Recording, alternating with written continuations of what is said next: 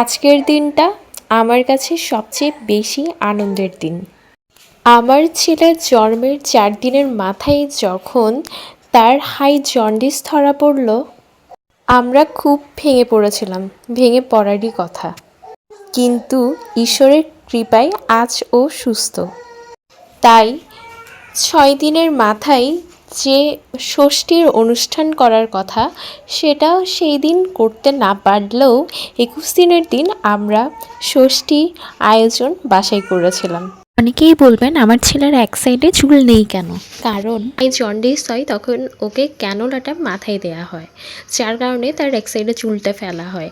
আর ওর অবস্থা এতটাও স্টেবল ছিল না, যার কারণে তার পুরো চুলটা ফেলা যায়নি। ওভাবেই তার ষষ্ঠীর অনুষ্ঠান করা হয়। এর মধ্যে আমার ফ্যামিলি, আমার শ্বশুরবাড়ির ফ্যামিলি সবাই চলে আসে। আর ষষ্ঠী শুরু হওয়ার আগেই আমাকে ভাত খেয়ে ফেলতে হয়, কারণ এরপর আমি আর খেতে পারবো না। আমাদের হিন্দু ধর্মের অনেকগুলো রিচুয়াল আছে যেগুলো আসলেই খুব সুন্দর। এরপর আমার বৌদিরা আয়োজন শুরু করে। চুলে দাও, চুলে দাও, চুলে দিলে হবে, চুলে দিলে হবে, বেশি না, বেশি না। যেহেতু ওকে হাই হিট দেওয়া হয়েছিল, সেই কারণে ওকে আমরা তেমন কোনো কাজল ইউজ করতে পারিনি। ওকে পান পাতা পুড়িয়ে কাজল বানিয়ে সেটা ওর কপালে দেওয়া হয়। এরপর আমার দাদা ওকে স্বর্ণ দিয়ে আশীর্বাদ করে। এরপরে মূল অনুষ্ঠান, যেটা নামকরণ অনুষ্ঠান, সেটা শুরু হয়।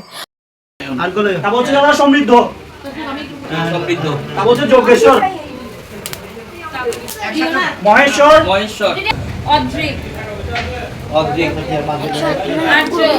আর্য, পার্থসারথী, ওর নামটা মামকে বলো। প্রীতেশ, ওর নামটা মামকে বলো। প্রীতেশ, প্রীতম, প্রীতম, নাম সত্যজিৎ, সত্যজিৎ, সত্যজিৎ, ঠিক আছে।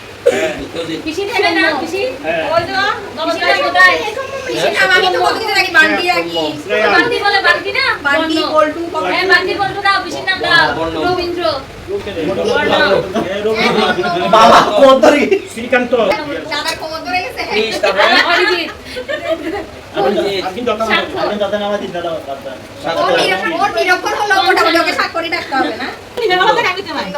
সুন্দর, ওরা হত্যা না দিও, অর্ক, আমার সলিউশন আছে, অর্ক, অর্ক, তারপরে অর্ক পরে 108টা বেলপত্র পুরোনোর পর একটা নিয়ম থাকে, আমার দাদা আমাকে পিছন থেকে আমার ছেলেকে দিবে, আমি নিব।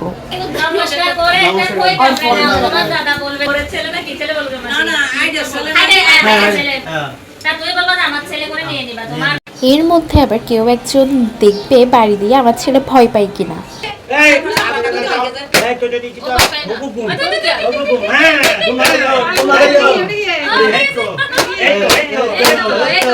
প্রথমে ভয় পাইনি, তবে শেষের দিকে একটু ভয় পেয়েছিল। এরপরে যে রিচুয়ালটা আমাকে বোঝানো হচ্ছিল, সেটাই শুরু হয়েছে।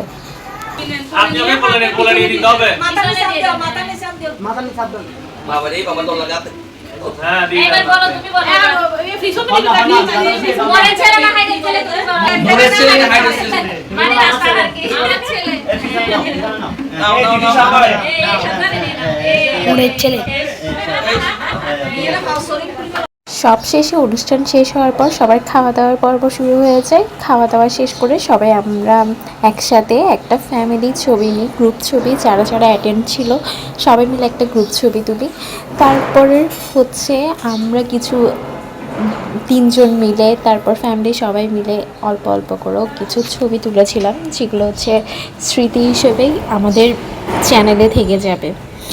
এভাবেই সবাই ভালো থাকবে, সুন্দর থাকবে, আর আমাদের পাশে থাকবেন।